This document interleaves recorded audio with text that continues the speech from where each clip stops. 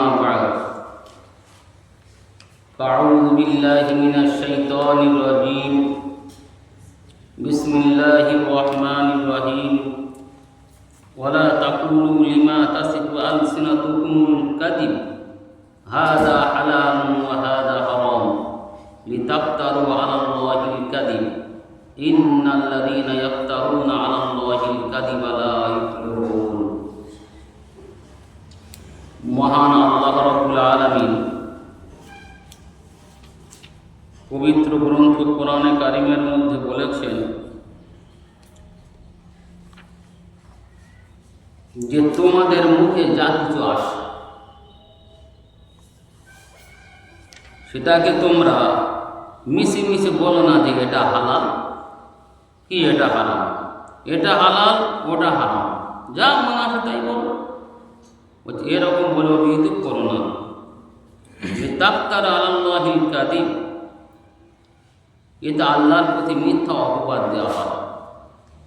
আল্লাহ কোনটা হারাম করেছেন কোনটা হারাম করেছেন সঠিকভাবে জানতে হবে।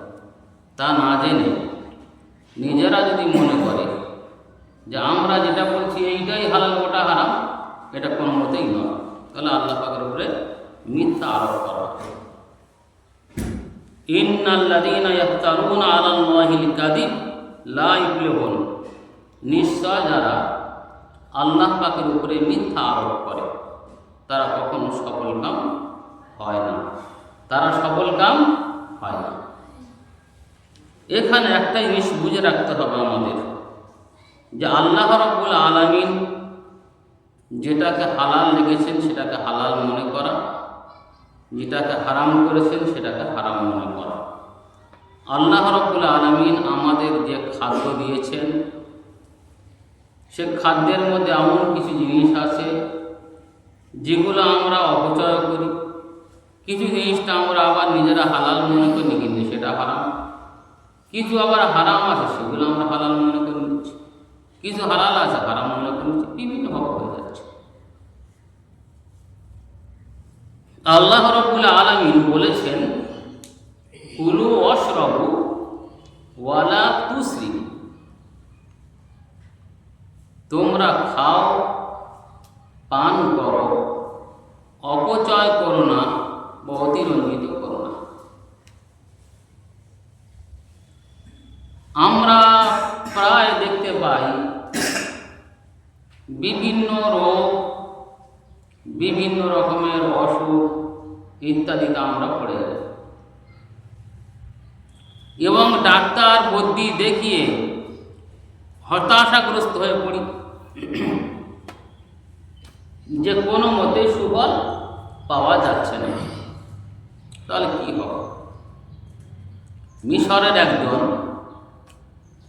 বড় খাদ্য বিশেষজ্ঞ অর্থাৎ মোটা হওয়ার বড় চিকিৎসক, যিনি বলছেন ডাক্তার ছাড়াও সুস্থ থাকা যায়। কোরআনে কারিমে আল্লাহ রাব্বুল আলামিন তিনটি আয়াতের মধ্যে এমন কিছু বর্ণনা করেছেন যার প্রতি আমল করলে তাহলে আমরা সফলকাম হতে পারি, রোগ বালা থেকে আমরা বেঁচে থাকতে পারি। প্রথমত আজ আমরা দেখি আমাদের চাল চলন, আমাদের পঠন পাঠন সব দিক থেকে লক্ষ্য করলে বোঝা যাবে যে আমরা পূর্ববর্তী লোকদের থেকে অনেকটা দূরে আছি এবং তাদের বিপরীতে আমরা আছি। কেননা আগের জামানায় দেখা যেত যারা পড়াশোনা করত তারা প্রতিযোগিতা করত কে আগিয়ে যেতে পারে পড়ে, কে ভালো মুখস্থ করতে পারে, কার টপকা থেকে পারে। যেহেতু স্কুলে পড়ছে যখন আমি টপকে যাবো তার থেকে, তারা দিন রাত অক্লান্ত পরিশ্রম করে পড়াশোনা করত। প্রায় বাড়িতে পড়ার একটা আওয়াজ শোনা যেত। কিন্তু বর্তমান সময়ে আমাদের যে তরুণ যুবকরা আছে বা আরও সঙ্গে আরও অনেকেই যোগ দিচ্ছে। পঠন পাঠন তো দূরে থাক, এখন লক্ষ্য হচ্ছে এটাই যে রাত অতিবাহিত হয়ে যাচ্ছে, কারণ জানার কোনো দরকার নেই। খেলার মত কত রকমের খেলা, ফ্রি ফায়ার, পাপাজি আর কত রকমের খেলা আছে, বাবাজি কথা বাবা। তাহলে এই যে খেলাগুলো, এই খেলা রাতকে রাত কেটে যাচ্ছে, কিন্তু ওদের সাড়া হচ্ছে না। এদিকে আমরা যদি খেয়াল রাখি যে আমরা দূরে যাচ্ছি কেন, সরে যাচ্ছি কেন, তার কারণ আমরা ধর্মীয় যে রীতিনীতি, ধর্মের যে বিধিনিষেধ, সেগুলো আমরা মেনে চলছি না। আল্লাহ রাব্বুল আলামিন মানুষের হেদায়েতে আনার জন্যে যুগে যুগে নবী ও রসুল পাঠিয়েছেন। কোরআনে কারিমে আল্লাহ রাব্বুল আলামিন বলেছেন, কুলু ওয়াশরাবু ওয়ালা তুসরিফু, খাও পান করো কিন্তু অপচয় করো না বা অতিরঞ্জিত করো না। এর থেকে ব্যাপক আকারে বোঝা যায় যে আল্লাহ রাব্বুল আলামিন আমাদের খেতে বলেছেন, নিষেধ করেননি, কিন্তু নিষেধ করেননি, খেতে বলেছেন, তবে একটা তার সীমা বেঁধে দিয়েছেন। কুলু খাও, অশরাবু পান করো, ওয়ালা তুসরিফু সীমাতিক্রম করো না বলি, আর অপচয় করো না বলি, যাই হবে না কেন দুটোই হতে পারে, অতিরঞ্জিত করো না। ইসরাফ করা মানে হচ্ছে অপচয় করা, অতিরঞ্জিত করা, বাড়াবাড়ি করা। আজকের লোকের অসুখ হয়েছে, কারোর কিডনির রোগ, কারোর গলব্লাডারের রোগ, কারোর হার্টের রোগ, বিভিন্ন ধরনের রোগ। ডাক্তারের কাছে গেলে ডাক্তারের ফরমাইশ থাকবে, গোশত খাবে না, ওটা খাবে না, সেটা খাবে না, চর্বি জাতীয় জিনিস খাবে না, এসব খেলে তোমার ক্ষতি হতে পারে। কিন্তু আল্লাহ রাব্বুল আলামিন তিনি এগুলো তো মানুষের খাবার জন্যে দিয়েছেন, এতে তো মানুষের শক্তি সঞ্চয় হয়। তাহলে ডাক্তাররা আমাদেরকে বলে দিলে এগুলো খেও না, আমরা তার প্রতি বিশ্বাস করিনি, বাবা না খাওয়াই ভালো, বেঁচে থাকতে হবে। কিন্তু মনে রাখতে হবে, খাও, ওর থেকে ফিরে এসো না, খাও কিন্তু সামান্য খাও। এটা নয় তোমার সুগার হয়ে তার পেট ভরে মিষ্টি খাও, এ কথাটা নয়। কারণ গলব্লাডারে ধরে নাও কিছু ঘটে গেছে, বা কারোর চর্বি জমে গেছে, তো তার চর্বি খেতে হবে, গোশত খেতে হবে, খাও পরিমিত। আরে এক দুটো বটি খেয়ে নাও, একটু ঝোল খেয়ে নাও, ওতে তো ক্ষতির কিচ্ছু নেই। যেহেতু আল্লাহর এই কথাই তো প্রমাণ করছে, ওয়ালা তুসরিফু, তোমরা অতিরঞ্জন করো না, বাড়াবাড়ি করে খেও না, পেট ভরে খেতে যাবো না। যদি বলা আছে আমরা ওটা খেতে পারি, যদি কোনো ক্ষতি হবে না, যেহেতু আল্লাহর কথাই সঠিক। তাহলে হয় কি, আমরা যে খাদ্য খাই, এর একটা সীমা একটা থাকা দরকার। আমরা কি করি, এখনকার সমাজ, আগে তো হতো যে তারা পান্তাকে তো একটু ভালো করে কোমর মোটা করে নিত, তাই না, পেট মোটা করে নিত, একদম ভালো করে। এখন তো তা হচ্ছে না। এখন লোক সকালে উঠলো, হয় এক কাপ চা আর একটা মেডোর বাচ্চা, হ্যাঁ, একটা বিস্কুট, একটা মেডো, বলে যথেষ্ট হয়ে গেছে। দুপুরে যদি দেখে ভালো খাবার আসে, গোশত হয়েছে, আরও কিছু হয়েছে, ভালো করে টেনে নাও ভালো করে, রাত্রিরে আরও বেশি খাও, সকালে খাওয়ার দরকার নেই, আমার খেতে ভালো লাগে না, মারাত্মক ক্ষতি। সকালে খাবার, সকালের যে নাস্তা, এই নাস্তা বেশি পরিমাণে খাও, ভালো ভালো খাও, বেশি পরিমাণে খাও, পেট ভরে নাও। দুপুরে যে খাবার খাবারটা খাবে সকালের খাবারের চাইতে বেশ কিছুটা কম খাবে, আর রাত্রিরে যে খাবার খাবে সে খাবারটা একেবারেই কম, মানে দুপুরের যে খাবার তার থেকে আরো কম খাবে। তাহলে তোমার শরীর থেকে রোগ দূরে সরে যাবে, আর ঠিক টাইমে খাওয়া। এখন আমরা তো ওটাই করি না, আমরা তো এইটাই করি যে রাত্রে বেশ খেতে হবে, ভালো করে পেট ভর্তি করে খাওয়া হলো, হাত কাজ করতে লাগলো, অস্থিরতা ভাব, ভালো খাওয়া দাওয়া করে শুয়ে পড়লো, সারা রাত তার খাদ্যদ্রব্যগুলো সেটা বর্জ্যে পরিণত হয়ে শরীরের বিভিন্ন অঙ্গ প্রত্যঙ্গের ক্ষতি করে। বহু রকমের রোগ আছে, কারোর পায়খানা হচ্ছে, কারো আরো কিছু হচ্ছে, ক্ষতি তৈরি হবে। কিন্তু যদি রাত্রে অল্প খায় আর সকালে বেশি খেয়ে নেয়, শরীরের জন্য খুব উপকার। এই জন্য আল্লাহ তাআলা বললেন, কুলু ওয়াশরাবু ওয়ালা তুসরিফু, তোমরা খাও পান করো, অপচয় করো না বা অতিরঞ্জিত করো না। খাওয়ার ক্ষেত্রে একদম খুব খেও না। যারা খাদ্য কম খায় তারা অনেক রোগ থেকে তারা মুক্তি পায়, কিন্তু যারা বেশি খায় এ রোগ সে রোগ নানান রকমের রোগ তৈরি হয়ে যায়। এ কোরআন একটা আয়াত, কুলু ওয়াশরাবু ওয়ালা তুসরিফু। দ্বিতীয় নম্বর আয়াত হলো এটাই, ওয়া জাআলনা মিনাল মাই কুল্লা শাইইন হাই। আল্লাহ বলছেন, ওয়া জাআলনা মিনাল মাই, আমি পানি থেকে সব তৈরি করি। তার অর্থ কি জানো? আমি পানি থেকে প্রাণবত সব কিছুই সৃষ্টি করেছি। এক কথায় বোঝা গেল পৃথিবীর যা কিছু সব আছে পানি থেকে সৃষ্টি করা আছে। পানি। রোম সম্রাট হযরতে আমির মুআবিয়া রাদিয়াল্লাহু তাআলা আনহুর কাছে একটা শিশির দিয়ে পাঠানো, যে মুআবিয়া তোমরা তো মুসলমান, তো এই শিশিরের ভিতরে পুরো দুনিয়াটা ঢুকিয়ে দাও। হযরতে আমির মুআবিয়া রাদিয়াল্লাহু তাআলা আনহু তিনি ওই ছোট্ট শিশিরটাকে নিয়ে মদিনায় হযরতে ইবনে আব্বাস রাদিয়াল্লাহু তাআলা আনহুর কাছে পাঠিয়ে দিলেন, যে আব্দুল্লাহ ইবনে আব্বাসের কাছে নিয়ে যাও। ইনি তো তাজুল মুফাসসিরিন, আল্লাহ নবী যার জন্য দোয়া করেছেন, আল্লাহুম্মা আল্লিমুল হিকমাতা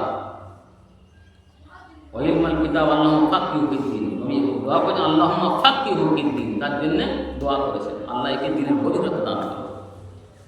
এত সুন্দর দোয়া করেছেন। ইবনে আব্বাসের বিশাল বড় গভীরতা ছিল, যাকে বলা হতো হিব্রু হাজিরিল উম্মাহ, এই উম্মাতের বিদ্যাসাগর। এ তো আমরা কথা বলে আমাদের ঈশ্বরচন্দ্রের নাম বিদ্যাসাগর, এই কিরাম সাগর আর একটা মহাসাগর।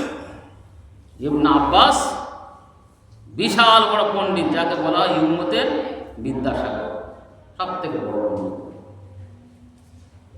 ইবনে আব্বাসের কাছে যখন দেয়া হলো, ইবনে আব্বাস রাদিয়াল্লাহু তাআলা আনহু তিনি বলেন পানি ভরে দাও। ওই শিশির ভর্তি পানি দেওয়া হলো, দিয়ে আবার মদিনা থেকে পাঠিয়ে দেওয়া হলো দামেস্কে পাঠিয়ে দেওয়া। ইমাম হযরতে আমির মুআবিয়া রাদিয়াল্লাহু তাআলা আনহু তিনি আবার রোম সম্রাটের কাছে পাঠিয়ে দিলেন। ওই শিশির পেয়ে অবাক হয়ে গেছে, যে দেখো আল্লাহ এদের কত জ্ঞান দান করেছে। যে শিশির পানি ভরে দেয় তার মানে হলো যা কিছু সব সৃষ্টি সবে পানি থেকে সৃষ্টি হয়েছে। এই জন্য আল্লাহ বলেছে, ওয়া জাআলনা মিনাল মাই কুল্লা শাইইন হাই। আল্লাহ তাআলা প্রাণপত সব কিছু পানি থেকে সৃষ্টি করেছে। তাহলে আমরা কিন্তু পানির ব্যবহার কেমন করি? হয়তো অনেকে আছে আমরা পানি খাই না, অল্প খাই, এক দু ঢোক খাই, আর কেউ একটু বেশি খায়। কিন্তু যতটুকু পরিমাণ সেই পরিমাণ মতো আমরা একেবারে পানি খাই না। আর একটা আমাদের বদ অভ্যাস আছে, পানি দাঁড়িয়ে পান করা, কঠোরভাবে নিষেধ। দাঁড়িয়ে পানি পান করা বহু রকমের রোগ আসতে পারে, মেদার রোগ হবে, পেটের রোগ হবে, আরও অনেক রকমের রোগ আসতে পারে। আর যদি ওই দাঁড়িয়ে পানি খাওয়াটা যদি খাদ্য নাড়িতে পৌঁছে যায়, স্বাদ নাড়িতে চলে যায়, তাহলে একবার সর্বনাশ। সেজন্য পানি বসে পান করা দরকার। দ্বিতীয়ত, যতটুকু পানি আমাদের শরীরের চাহিদা সেই পরিমাণে পানি পান করতে হবে। আমরা যদি দিনভর প্রস্রাব করি, আমরা বুঝতে পারবো যে আমাদের অনেক করে প্রস্রাব হয়। সেই প্রস্রাবে যদি পরিমাণের থেকে বেশি না পানি খাই, তাহলে ওটা কি করবে, আমাদের ব্রেন তখন ওখানটা পানিকে শুকিয়ে যাবে আস্তে আস্তে। ওখানে টানবে, ওখান থেকে আস্তে আমাদের ব্রেনটা অকেজ করে দেবে, ওটা তখন লাল হয়ে যাবে। তাহলে করবেটা কি, পানি খেতে হবে একটা সুস্থ সবল শরীরে 1 লিটারের 20% পানি খেতে হবে। তার মানে বোঝা গেল, আমরা যদি সব থেকে কম হলে 2 লিটার করে যদি পানি পান করি, তাহলে আমরা আমাদের পানির চাহিদা কিছুটা পূরণ করতে পারব। অনেকের মুখ থেকে শোনা যায় দৈনন্দিন 5 লিটার পানি খাওয়া দরকার, কিন্তু না, ভুল কথাটা। পানি বেশি খাওয়া ক্ষতিকর, বেশি খাওয়া ক্ষতিকর। গাছ পানি চায়, গাছের গোড়ায় পানি দিতে হয়। আর যদি সবসময় একবার পানি গুড়িয়ে রেখে দেওয়া যায়, গাছ এত তাড়াতাড়ি বাড়বে যে ওর ফলমূল এত ধরে ফোলানো ধরবে কি, মোটেই ধরবে না। তার মানে গাছ নষ্ট হয়ে যাবে। পানি সবসময় তাহলে গাছ নষ্ট হবে। প্রয়োজন মতো দাও। তো মানুষের শরীরে স্বাভাবিকভাবে দেখা যায় 2 থেকে 3 লিটার পানি, খুব জোরের থেকে জোর 4 লিটার পানি পান করলে একেবারেই যথেষ্ট। সব থেকে কম হলে 2 লিটার পানি। তাহলে পানির একটা গুণ, যদি এরকম কেউ অভ্যস্ত হয়ে যায়, পিপাসা লাগছে না কিন্তু পানি পান করতে হবে যতটুকু লাগে, যদি তা সম্ভব না হয় লেবু দাও, আরও কিছু দাও, শরবত মতো গরম করে পানি পান করে নাও। আজকের পানি পান না করার কারণে বহু মা বোনেদের দুধ হচ্ছে না, বাচ্চা খেতে পাচ্ছে না। আমি তো প্রায় পরামর্শ দিই, যখন তোমরা দুধ পান করাবে তার আগে 1 গ্লাস, বড় গ্লাসে 1 গ্লাস পানি পান করো। যখন দুধ পান করাবে, যখন প্রস্রাব করে আসবে সঙ্গে সঙ্গে 1 গ্লাস পানি পান করো। এটা একটা অভ্যাসে পরিণত করতে হবে, অভ্যস্ত করতে হবে। তাহলে দেখা যাবে দুধে বৃদ্ধি পাবে, পরিমাণ বাড়বে, শরীর সুস্থ ঠিক থাকবে। তাহলে যদি কেউ ঠিক মতো পানি পান করে, তাহলে দেখা যাবে তার শরীর থেকে বহু রোগ সরে যাবে। 3 নম্বর আয়াত হলো এইটাই, ওয়াজআলনাল লাইলা লিবাসা। আর আল্লাহ রাব্বুল আলামিন রাতটাকে আবরণ করেছেন। রাত্রে বিশ্রাম নেওয়ার ব্যাপার, রাত্রে ঘুমানোর ব্যাপার। সেক্ষেত্রে আমরা করি কি, উল্টোটা করি। আর ওয়াজআলনান নাহারা মাআশা, আর দিনটাকে আল্লাহ তাআলা তৈরি করেছেন উপার্জন করার জন্য, পরিশ্রম করার জন্য। রাত্রে আমরা কি করি, অনর্থকভাবে আমরা সময়টা লস করি, সময়টা অপচয় করি। যেখানে আল্লাহর নবী তার কথা হলো যে তোমরা এশার নামাজের পরে দুনিয়াবি কথাবার্তা বলবে না, মানে তাড়াতাড়ি শুনতে হবে, এটা নির্দেশ, তাই বলা। এখন আমাদের দেখা যায় যারা যুবক আছে, নওজোয়ান, তারা তো ওই মোবাইল নিয়ে বসবে, ওদের আর ওঠার কোনো ব্যাপার নেই। বাম্মা কখনো খবর নেয় না, কখনো বলে না, আর বললে ছেলেপুলেও তাদের কথা ভ্রুক্ষেপও করে না, পরিস্থিতি। 2য়ত যারা নামাজ পড়ে বা বয়স বেশ ভালো আছে, তারা কি করে, যে আমাদের এলাকার কথা বলি, অন্য জায়গার কথা, রাত্রে যারা নামাজ পড়লো এসার নামাজ পড়লে সঙ্গে বের হলে চলো দোকানের দিকে যাই, মোড়ের দিকে যাই, গল্প গুজব করতে হবে। নবী মানা করছেন আর আমরা ঠিক তার বিপরীতটা, আমরা দোকানে বসে গল্প গুজব করতে লেগেছি এখন রাত 10টা পর্যন্ত। তারপরে ঘুম যখন দিতে গেলাম, এপাশ ওপাশ করতে করতে দেখা গেল কিছুক্ষণ পরে যে ঘুম হলো, তাহাজ্জুদের নামাজ আর তার ভাগ্যে হলো না, উঠতে পারলো না। সকালে দিতে কোনো ভাব করতো, অথচ নিয়ম তো এটাই যে রাত্রে খুব তাড়াতাড়ি শুয়ে পড়ো, ভোরের দিকে উঠে পড়ো, ভোরে আগে থেকে উঠে ওযু করো, আল্লাহ তাআলার ইবাদত করো, দোয়া দায়ী করো। এতে কি হবে? ব্রেন ভালো থাকবে, শরীর ভালো থাকবে, মন মানসিকতা ভালো থাকবে, আর তার মুখের ঔজ্জ্বলতা প্রকাশ পাবে। কিন্তু সমস্যা এই জায়গা, আমরা তো সময়টা ব্যয় করি অন্য জায়গায়। তাহলে আমরা যদি এই কাজটা করতাম, যে নবীর কথা অনুযায়ী আমরা চলতাম, তাহলে কিন্তু আমাদের এতটা বিপদের মধ্যে পড়তে হতো না, আর এত যে রোগ শোকের মধ্যে পড়তে হতো না। বিশেষ করে 3টে আয়াতের উপরে যে আমল করা যেত, কতই না ভালো হতো। আল্লাহ রাব্বুল আলামিন আমাদের সবাইকে এর উপর আমল করার তৌফিক দান করুন।